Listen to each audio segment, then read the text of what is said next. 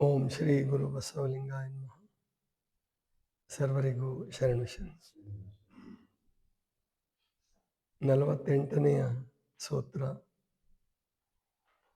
ಋತಂಬರ ತತ್ರ ಪ್ರಜ್ಞಾ. ತತ್ರ ಅಂದರೆ ಅಲ್ಲಿ ಅಥವಾ ಆ ಅನ್ನುವ ಅರ್ಥ. ಆ ಪ್ರಜ್ಞೆ ಹೇಗಿರುತ್ತಪ್ಪ ಅಂದರೆ ಯಾವ ಪ್ರಜ್ಞೆ? 47ನೆಯ ಸೂತ್ರದಲ್ಲಿ ಹೇಳಿದ್ರಲ್ಲ ಆ ಪ್ರಜ್ಞೆ. ನಿರ್ವಿಚಾರ ವೈಶಾರದ್ಯೆ ಅಧ್ಯಾತ್ಮ ಪ್ರಸಾದ. ಅಂದರೆ ನಿರ್ವಿಚಾರ ಉಂಟಾದಾಗ ಯಾವುದೇ ವಿಚಾರಗಳು ಇಲ್ಲದ ಸ್ಥಿತಿ, ಅಂದರೆ ಅಲೆಗಳಿಲ್ಲದ ಸಮುದ್ರ ಎಂದು ಸಾಧ್ಯ ಇಲ್ಲ. ಅಲೆಗಳಿಲ್ಲದ ಸಮುದ್ರ ಕಲ್ಪಿಸ್ಕೊಳ್ಳೋಕ್ಕೆ ಸಾಧ್ಯ ಇಲ್ಲ. ಆದರೆ ಮಾನವನ ಪ್ರಜ್ಞೆ ಎನ್ನುವ ಸಮುದ್ರದಲ್ಲಿ ಹೇಳ್ತಕ್ಕಂತಹ ವೃತ್ತಿ ಎನ್ನುವ ಅಲೆಗಳು ಈ ನಿರ್ವಿಕಲ್ಪ ಸಮಾಧಿಯಲ್ಲಿ ಇರೋದಿಲ್ಲ. ನಿರ್ವಿಚಾರ ವೈಶಾರದ್ಯ, ಆವಾಗಲೇ ಅಧ್ಯಾತ್ಮ ಪ್ರಸಾದ, ಅಧ್ಯಾತ್ಮ ಪ್ರಸಾದ, ಆತ್ಮ ಪ್ರಸಾದ, ಆತ್ಮಾನಂದ ಉಂಟಾಗುತ್ತದೆ. ಅದಕ್ಕಿನ್ನೊಂದು ಹೆಸರು ಕೊಡ್ತಾರೆ, ಋತಂಬರ ಅಂತ ಹೇಳಿ. ನನಗೆ ಸಂಸ್ಕೃತ ಬರಲ್ಲ, ಆದರೆ ಸಾಮಾನ್ಯವಾಗಿ ಸಂಸ್ಕೃತದ ಹೆಚ್ಚು ಶಬ್ದಗಳು ಕನ್ನಡದಲ್ಲಿದೆ. ಈಗ ಸದ್ಯಕ್ಕೆ ಹೇಳಿರ್ತೀನಿ, ಆಮೇಲೆ ಇನ್ನೂ ವಿಚಾರ ಮಾಡ್ತೀನಿ ಅದರ ಬಗ್ಗೆ ಬೇರೆ ಬೇರೆ ಸಂಸ್ಕೃತ ಪಂಡಿತರ ಹತ್ರ. ಈ ಪುಸ್ತಕಗಳಲ್ಲಿ ಋತಂಬರ ಅನ್ನೋದನ್ನು ಋತಂಭರ ಅಂತ ಬರೆದಿದ್ದಾರೆ. ಅದು ತಪ್ಪು ಅಂತ ಅನಿಸುತ್ತೆ. ನನ್ನ ಅನಿಸಿಕೆ ಪ್ರಕಾರ ಋತಂಬರ ಭಾಷೆ ಹಣದು ಬರಬೇಕಲ್ಲಿ. ಋತ ಅಂತಂದ್ರೆ ಏನು? ಋತ ಅಂತಂದರೆ ಈ ಏನು ಸಾಮಾನ್ಯ ನಿಯಮಗಳಿದಾವಲ್ಲ, ಆದಿ ಕಾನೂನು ಅಂತ ಕರೀತಾರೆ, ಕಾಸ್ಮಿಕ್ ಲಾ ಅಂತ ಹೇಳ್ಬಿಟ್ಟು. ಅಂದರೆ ಎಂದಿಗೂ ಯಾವ ಕಾಲ ದೇಶದಲ್ಲಿಯೂ ಬದಲಾವಣೆ ಆಗಲಾರದಂತಹ ಪರಮಾತ್ಮನ ನಿಯಮಗಳಿಗೆ ಋತ ಅಂತ ಕರೀತಾರೆ. ಅದ್ರ ಮೇಲೆ ಋತು ಅನ್ನೋ ಶಬ್ದ ಬಂದಿರೋದು. ಋತ ಅಂತಂದರೆ ಏನಾಗದ್ರೆ, ಈಗ ಉದಾಹರಣೆಗೆ ಮನುಷ್ಯನಿಗೆ 2 ಕಾಲಿರೋದು, 2 ಕಾಲ ಮೇಲೆ ನಡೆಯೋದು. ಆಮೇಲಿಂದ ಮನುಷ್ಯನ ದೇಹ ರಚನೆ, ಮಗುವಿನ ಹುಟ್ಟು, ಅಂದರೆ 9 ತಿಂಗಳು ತಾಯಿ ಗರ್ಭದಲ್ಲಿ ಇರಬೇಕು ಅಂತಕ್ಕಂಥದ್ದು. ಆಮೇಲಿಂದ ಏನು ಸ್ಥೂಲ ಸೂಕ್ಷ್ಮ ಕಾರಣ ಶರೀರಗಳು, ಅದನ್ನು ನೀವು ಒಪ್ಪಿ ಬಿಡ್ರಿ, ಅದು ಎಲ್ಲರಿಗೂ ಸಮಾನವಾಗಿರ್ತದೆ. ಎಲ್ಲರಿಗೂ ಸಮಾನವಾಗಿರುತ್ತೆ. ಈಗ ರಕ್ತ ಕೆಂಪಾಗಿರೋದು, ಆಮೇಲೆ ರಕ್ತದ ಗ್ರೂಪ್ಗಳೇನಿದಾವಲ್ಲ, ಎ ಬಿ ಓ, ಮತ್ತು A positive, B positive, A negative ಇದಾವಲ್ಲ, ಇದೆಲ್ಲರಿಗೂ ಒಂದೇ ಸಮ ಇರ್ತದೆ. ವಿಭೂತಿ ರುದ್ರಾಕ್ಷಿ ಬದಲಾವಣೆ ಆಗ್ಬೋದು. ವಿಭೂತಿ ನಾವು ಹಚ್ಬೋದು, ಇನ್ನೊಬ್ಬರು ವೈಷ್ಣವ ಭಕ್ತರು ವಿಷ್ಣು ಭಕ್ತರು ಅಡ್ಡನಾಮ ಹಚ್ಬೋದು. ಆಮೇಲಿಂದ ಅವ್ರು ನಮಾಜ್ ಮಾಡ್ಬೋದು, ನಾವು ಪ್ರಾರ್ಥನೆ ಮಾಡ್ಬೋದು. ಅವ್ರ ಮಸೀದಿಗಳು ಅನ್ಬೋದು, ನಾವು ಗುಡಿ ಅನ್ಬೋದು. ಇದೆಲ್ಲ ಏನೇ ಅಂದರೂ ಇವೆಲ್ಲ ಕಾಸ್ಮಿಕ್ ಕ್ಲಾಸ್ ಅಲ್ಲ, ಇವೆಲ್ಲ ಋತಂಬರ ಅಲ್ಲ. ಇದು ಆಯಾ ಪ್ರವಾದಿಗಳು ಅಥವಾ ಆಯಾ ಗುರುಗಳು ಮಾಡಿಕೊಟ್ಟಿರ್ತಕ್ಕಂಥದ್ದು. ಆದರೆ ಋತ ಅನ್ನುವಂಥದ್ದು ಏನಿದೆಯಲ್ಲ, ಸತ್ಯ, ಅದಕ್ಕೆ ಇನ್ನೊಂದು ಶಬ್ದ ಸತ್ಯ ಅಂತ ಕೂಡ ಕೊಡ್ತಾರೆ. ಸತ್ಯ ಅಂದರೆ ಟ್ರೂತ್ ಅಲ್ಲ, ಇದು ಸತ್ ಅನ್ನೋ ಶಬ್ದ ಇನ್ನೂ ಅದಕ್ಕೆ ಸೂಕ್ತ ಆಗ್ತದೆ. ಈಗ ಭೂಮಿ ಸುತ್ತಾ ಇದೆ, ಸುಮಾರು 460 ಕೋಟಿ ವರ್ಷಗಳಿಂದ ಭೂಮಿ ಸುತ್ತಾನೇ ಇದೆ. ಅದರಲ್ಲಿ ಕೆಲವು ಬದಲಾವಣೆಗಳಾಗ್ತವೆ, ನಾಗರಿಕತೆಗಳು ಬರ್ತವೆ ಹೋಗ್ತವೆ, ಧರ್ಮಗಳು ಬರ್ತವೆ ಹೋಗ್ತವೆ. ಆದರೆ ಗ್ರಾವಿಟೇಷನ್ ಚೇಂಜ್ ಆಗಿಲ್ಲ. ಅಂದರೆ ಧಾರಣ ಅಂತ ಕರೆದಿದ್ದಾರೆ ಗ್ರಾವಿಟೇಷನ್ಗೆ. ಅಂದರೆ ಧರಿಸುವ ಶಕ್ತಿ, ತನ್ನಲ್ಲಿ ಏನೇ ಭಾರ ಇದ್ದರೂ ಎಳ್ಕೊಂಡು ತನ್ನಲ್ಲಿ ಇಟ್ಕೊಳ್ಳುತ್ತೆ ಭೂಮಿ, ಅದು ಗ್ರಾವಿಟೇಷನ್, ಧಾರಣ ಶಕ್ತಿ. ನೀರಿಗೆ ಹರಿಯುವ ಶಕ್ತಿ ಇದೆ, ಜೊತೆಗೆ ನೀರಿಗೆ ಆಪ್ಯಾಯನ ಶಕ್ತಿ ಇದೆ. ಅಂದರೆ ಅದು ಕುಡಿದಾಗ ಸಂತೋಷ ಆಗುತ್ತೆ, ಅದನ್ನ ಬಳಸಿ ನಾವು ಅಡುಗೆ ಮಾಡಿದಾಗ ರುಚಿ ಬರ್ತದೆ, ಇದು ನೀರಿನ ಶಕ್ತಿ. ಸುಡುವ ಶಕ್ತಿ ಅಗ್ನಿ, ಅದು ಜೊತೆಗೆ ರೂಪಶಕ್ತಿ, ಆಮೇಲೆ ಚಲನಾಶಕ್ತಿ ವಾಯುವಿನದು, ಹಾಗೆಯೇ ಬದುಕಿಸುವ ಪ್ರಾಣಶಕ್ತಿ ವಾಯುವಿನಲ್ಲಿದೆ. ಆಕಾಶ ಶಕ್ತಿ, ಆಕಾಶಕ್ಕಿರ್ತಕ್ಕಂಥ ಮೂಲ ಗುಣ ಅಂದರೆ ಎಲ್ಲವಕ್ಕೂ ಆಶ್ರಯ ಕೊಟ್ಟಿರ್ತಕ್ಕಂಥದ್ದು. ಹೀಗೆ ಇದಕ್ಕೆ ಋತ ಅಂತ ಕರೀತಾರೆ. ಆ ಋತಂಬರ ಅನ್ನುವಂಥದ್ದು, ಆ ನಿರ್ವಿಕಲ್ಪ ಸಮಾಧಿಯಲ್ಲಿ ಮನುಷ್ಯನಿಗೆ ಬರ್ತಕ್ಕಂಥ ಅನುಭವ ಏನಿದೆಯಲ್ಲ, ಅದು ದೈವಿ ಪ್ರಜ್ಞೆ. ಇಷ್ಟೇ ಋತಂಬರ ಪ್ರಜ್ಞೆ ಅಂದರೆ ದೈವಿ ಪ್ರಜ್ಞೆ. ಅಲ್ಲಿ ಉಂಟಾಗ್ತಕ್ಕಂಥ ಆನಂದಕ್ಕೆ ಆತ್ಮಾನಂದ ಅಂತ ಕರೀತಾರೆ. ಆದರೆ ಈ ವ್ಯಾಖ್ಯಾನಕಾರರು ಏನು ಮಾಡ್ತಾರೆ ಅಂದರೆ, ಬಹಳ ವಿಶೇಷವಾಗಿ ವ್ಯಾಖ್ಯಾನ ಮಾಡಕ್ಕೆ ಹೋಗಿ ಆ ಭಕ್ತರಿಗೆ ದಾರಿ ಸಿಗಲಾರ್ದಂಗೆ ಮಾಡಿಬಿಡ್ತಾರೆ, ಮುಮುಕ್ಷುಗಳಿಗೆ ದಾರಿ ಸಿಗಲಾರ್ದಂಗೆ ಮಾಡಿಬಿಡ್ತಾರೆ. ಅದಕ್ಕೆ ಈ ಪಂಡಿತರು ಬೆನ್ನು ಹತ್ತಬಾರದು. ಪಂಡಿತರು ಬೆನ್ನು ಹತ್ತಿದ್ರೆ ಅವರು ತಾವು ದಾರಿ ಕಳ್ಕೊಳ್ತಾರೆ, ನಮಗೂ ದಾರಿ ತಪ್ಪಿಸ್ಬಿಡ್ತಾರೆ. ಹಾಗಾದರೆ ನಾವು ಸೂತ್ರಗಳನ್ನು, ಸ್ಮೃತಿಗಳನ್ನು, ದರ್ಶನಗಳನ್ನು, ಉಪನಿಷತ್ತುಗಳಿರಲಿ, ವಚನ ಸಾಹಿತ್ಯ ಇರಲಿ, ಯಾವುದನ್ನೇ ನಾವು ಅರ್ಥ ಮಾಡ್ಕೊಳ್ಬೇಕಾದ್ರೆ ಅನುಭಾವಿಯ ಒಂದು ಮಾರ್ಗವನ್ನು ನಾವು ಹಿಡಿಬೇಕು. ಅವನು ಭಿಕ್ಷುಕನಾಗಿರ್ಬೋದು, ರೈತನಾಗಿರ್ಬೋದು, ಅಥವಾ ಕೂಲಿಕಾರನಾಗಿರ್ಬೋದು, ಸಾಮಾನ್ಯ ದನ ಕಾಯುವ, ಹಾಲು ಕರೆಯುವ ಸ್ತ್ರೀ ಇರಬಹುದು. ಅನುಭಾವಿಯಾಗಿದ್ದರೆ ಆಕೆ ಅಥವಾ ಆತ ನಮ್ಮನ್ನು ಸರಿಯಾದ ಮಾರ್ಗದಲ್ಲಿ ಕರ್ಕೊಂಡು ಹೋಗ್ತಾರೆ. ಎಲ್ಲಿ ಈ ವಿದ್ವಾಂಸರುಗಳು, ಪಂಡಿತರು ಚರ್ಚೆಗೋಸ್ಕರ ಈ ಅಧ್ಯಾತ್ಮ ಶಾಸ್ತ್ರವನ್ನು ಇಟ್ಕೊಳ್ತಾರೋ, ಅಥವಾ ನಾನು ಶ್ರೇಷ್ಠ, ನನಗೆಲ್ಲ ಗೊತ್ತಿದೆ ಅನ್ನೋದನ್ನು ಸಾಧಿಸೋದಕ್ಕೆ ಯಾರು ಹೋಗ್ತಾರೋ ಅವರಿಂದ ನಾವು ದಾರಿ ತಪ್ಪಿಸ್ಕೊಳ್ತೀವಿ. ಸ್ವತಃ ಅವರು ಕೂಡ ದಾರಿ ತಪ್ಪಿಸ್ಕೊಳ್ತಾರೆ. ಪತಂಜಲಿ ಸೂತ್ರಗಳನ್ನು ಬರೆದಿರೋ ಅನೇಕ ಜನರನ್ನು ನಾನು ಅಧ್ಯಯನ ಮಾಡಿದಾಗ ಅಲ್ಲಿ ಮೂಲ ನೆಟ್ಟಲ್ಲೂ ನಾನು ನೋಡಿದೆ.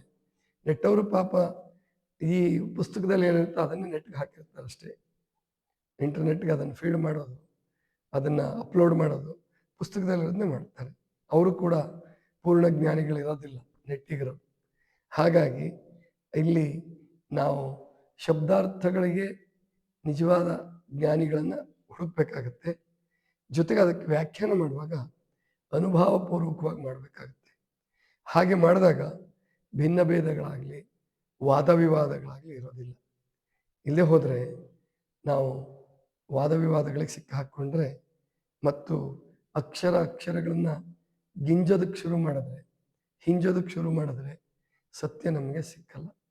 ಅದಕ್ಕೆ ಬುದ್ಧ ಆಗಲಿ, ಮಹಾವೀರ ಆಗಲಿ ಯಾಕೆ ಮೌನಕ್ಕೆ ಹೆಚ್ಚು ಪ್ರಾಶಸ್ತ್ಯ ಕೊಟ್ಟರು ಅಂದರೆ, ಬುದ್ಧ ಅಂತೂ ದೇವ್ರ ವಿಷಯದಲ್ಲಿ ಏನು ಮಾತಾಡೋಕ್ಕೆ ಹೋಗಲ್ಲ.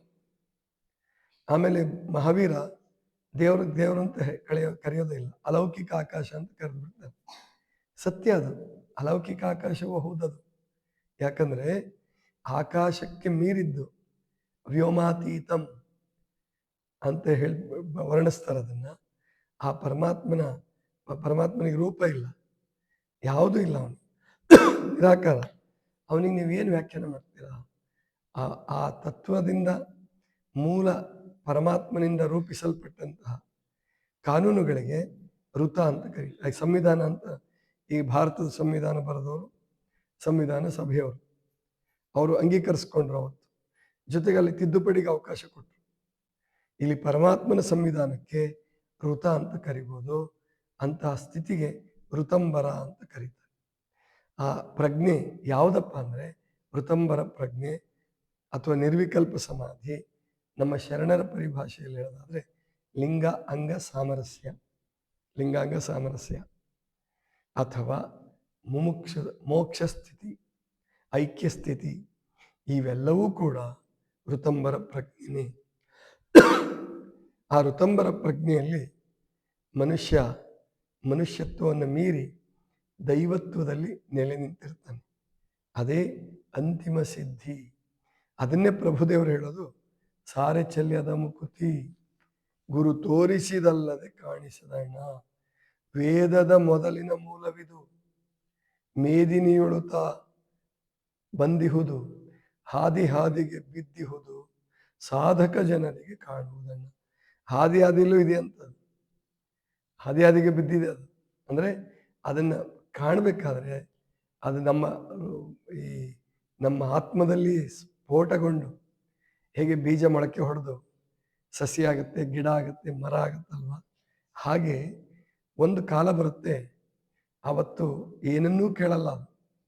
ನೀನು ಯಾವ ಸಾಧಕ ಅಂತ ಕೇಳಲ್ಲ, ಯಾವ ಧರ್ಮ ಅಂತ ಕೇಳಲ್ಲ, ನೀನು ಏನು ಯಾವ ಪದ್ಧತಿನಲ್ಲಿ ಸಾಧನೆ ಮಾಡಿದೆ ಅಂತ ಕೇಳಲ್ಲ. ಇದ್ದಕ್ಕಿದ್ದಂಗೆ ಸ್ಫೋಟ ಸಂಭವಿಸುತ್ತೆ, ಬೆಳೆಯೋದಕ್ಕೆ ಶುರುವಾಗುತ್ತೆ. ಅಂಥವರೇ ಅನುಭಾವಿಗಳಾಗ್ತಾರೆ, ಶರಣರಾಗ್ತಾರೆ, ಸಂತರಾಗ್ತಾರೆ. ಮೂಲ ಪ್ರವಾದಿ ಅವನು ಅದನ್ನ ಅರಿತು ಆನಂದಿಸಿ ಬೇರೆಯವ್ರಿಗೂ ಕೂಡ ಅನುಗ್ರಹ ಮಾಡೋ ಶಕ್ತಿ ಇರುತ್ತೆ, ಅವನು ಪ್ರವಾದಿ ಆಗ್ತಾನೆ.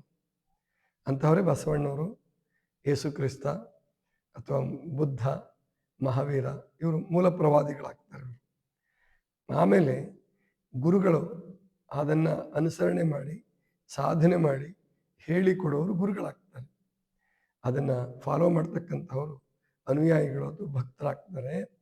ಆದರೆ ಪ್ರತಿಯೊಂದು ಧರ್ಮಕ್ಕೂ ಆದಿ ಮಧ್ಯ ಅಂತ್ಯ ಎಲ್ಲ ಧರ್ಮಕ್ಕೂ ಇರ್ತದೆ. ಆದಿ ಶುರುವಾಗುವಾಗ ಮೂಲ ಪ್ರವಾದಿಯ ಕಾಲದಲ್ಲಿ ಅದು ಸಾಕ್ಷಾತ್ ಋತಂಬರ ಪ್ರಜ್ಞೆನೇ ಆಗಿರುತ್ತೆ. ಅದನ್ನೇ ಪತಂಜಲಿಗಳು ನಿರ್ವಿಕಲ್ಪ ಸಮಾಧಿ ಅಥವಾ ನಿರ್ವಿಚಾರ ವೈಶಾರದ್ಯ ಅಂತ ಕರೀತಾರೆ, ಅಥವಾ ಋತಂಬರ ಪ್ರಜ್ಞೆ ಅಂತ ಕರೀತಾರೆ. ಬಾ ದೊಡ್ಡದಲ್ಲ, ಅಲ್ಲಿ ನನ್ನ ಪ್ರಕಾರ ಸಣ್ಣದು, ಅಲ್ಪಪ್ರಾಣ ಬರಬೇಕು ಬಾ ಅನ್ನುವಂಥದ್ದು. ಅದನ್ನು ನಾನು ಇನ್ನೊಂದು ಸಾರಿ ಸೂತ್ರ ಹೇಳುವಾಗ ಅದನ್ನು ಕನ್ಫರ್ಮ್ ಮಾಡ್ತೀನಿ ನಿಮಗೆ. ಯಾಕಂದರೆ ನನಗೆ ಸಮಯ ಇರಲಿಲ್ಲ ನಿನ್ನೆ. ಅದನ್ನು ಒಬ್ಬ ಸಂಸ್ಕೃತ ವಿದ್ವಾಂಸರ ಹತ್ರ ಅದನ್ನು ಸರಿಪಡಿಸ್ಕೊಳ್ಳೋದಕ್ಕೋಸ್ಕರವಾಗಿ ಅದನ್ನು ಗಟ್ಟಿಗೊಳಿಸ್ಕೊಳ್ಳೋದಕ್ಕೆ ನನಗೆ ಸಮಯ ಇರಲಿಲ್ಲ. ಹಾಗಾಗಿ ಈಗ 90% ನನಗಿದೆ ಸರಿ ಅನಿಸುತ್ತೆ. ಋತಂಭರ ಅಲ್ಲ, ಋತಂಬರ ತತ್ರ ಪ್ರಜ್ಞಾ. ಆ ಪ್ರಜ್ಞೆಯು ಋತಂಬರವಾಗಿದೆ, ಅಂದರೆ ಮೂಲ ಕಾನೂನಾಗಿದೆ, ಆನಂದದ ಸ್ಥಿತಿಯಾಗಿದೆ, ಅಥವಾ ಇನ್ನೂ ಸರಿಯಾಗಿ ತಿಳಿಯೋ ಭಾಷೆಯಲ್ಲಿ ಹೇಳೋದಾದ್ರೆ ಸಚ್ಚಿದಾನಂದ ಸ್ಥಿತಿಯಾಗಿದೆ. ಅಂತಹ ಸ್ಥಿತಿಯನ್ನು ನಾವೆಲ್ಲರೂ ಅಳವಡಿಸ್ಕೊಳ್ಳೋದಕ್ಕೆ ಪ್ರಯತ್ನ ಮಾಡಬೇಕು. ಅಳವಡಿಸ್ಕೊಳ್ಳೋದಲ್ಲ, ಅದು ಉದ್ಭವ ಆಗ್ತಕ್ಕಂಥದ್ದು. ಆತ್ಮಪ್ರಜ್ಞೆಯಲ್ಲಿ ಉದ್ಭವ ಆಗಿ ವಿಕಾಸ ಆಗಿ ಅದು ನಮ್ಮತನವನ್ನು ಸಂಪೂರ್ಣವಾಗಿ ಅಳಿಸಾಕ್ಬಿಡುತ್ತೆ. ನಮ್ಮ ಅಹಂಕಾರ, ಅಜ್ಞಾನ, ಅವಿವೇಕಗಳೆಲ್ಲ ಹೊರಟೋಗಿ ಅದರಲ್ಲಿ ಲಯ ಆಗಿ ನಮಗೆ ಸಚ್ಚಿದಾನಂದ ಸ್ವರೂಪ ಅಳವಡುತ್ತೆ.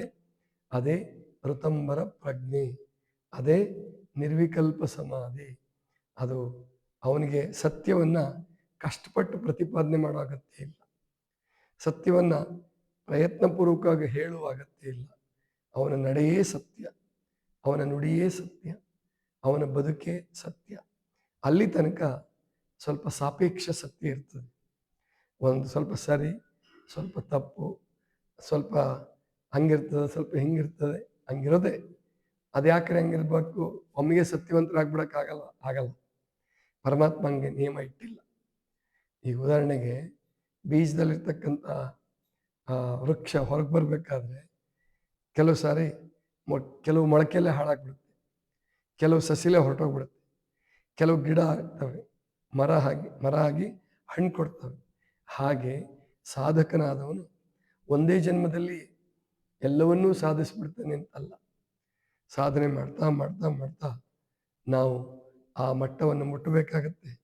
ಆ ಮಟ್ಟವನ್ನು ಮುಟ್ಟೋವರೆಗೂ, ಆ ಋತಂಬರ ಪ್ರಜ್ಞೆ ಸಾಧ್ಯ ಆಗೋವರೆಗೂ ನಮಗೆ ಅಂತಿಮ ಸಿದ್ಧಿ ಎನ್ನುವಂಥದ್ದು ಸಾಧ್ಯ ಇಲ್ಲ. ಅಲ್ಲಿ ತನಕ ಹುಟ್ಟು ಸಾವುಗಳ ಚಕ್ರ ತಪ್ಪೋದಿಲ್ಲ. ಆದರೆ ನಾವಿಷ್ಟೇ ಪರಮಾತ್ಮನಲ್ಲಿ ಬೇಡೋದೇನೆಂದರೆ, ನಮಗೆ ಇದೇ ಜನ್ಮ ಅಥವಾ ಇದೇ ತತ್ವ ಮುಂದುವರಿಯೋ ಹಾಗೆ ಮಾಡಪ್ಪ. ಯಾಕಂದರೆ ಮತ್ತೇನೋ ಕಾರಣಕ್ಕೆ ಹೊಸದು ಬಂದರೆ ಅದು ಮತ್ತೆ ABCD ಇಂದ ಶುರು ಮಾಡ್ಕೋಬೇಕಾಗುತ್ತೆ.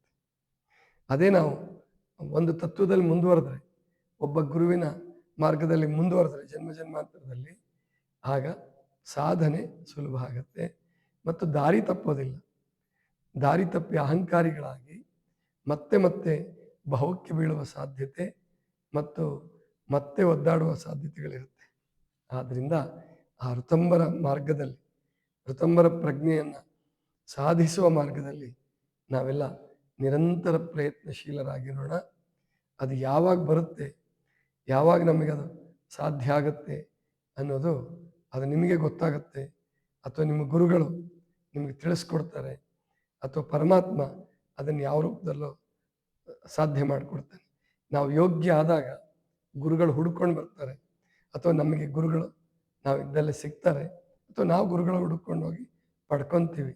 ಅಲ್ಲಿವರೆಗೆ ಸತ್ಯ ಮಾರ್ಗದಲ್ಲಿ, ಸನ್ಮಾರ್ಗದಲ್ಲಿ, ಶಿವಪಥದಲ್ಲಿರೋದು ನಮ್ಮೆಲ್ಲರ ಕರ್ತವ್ಯ. ಅದೇ ಯೋಗ ಮಾರ್ಗ. ಇದಿಷ್ಟು ಇವತ್ತಿನ ಚಿಂತನ. ಸರ್ವರಿಗೂ ಶರಣು ಶರಣು.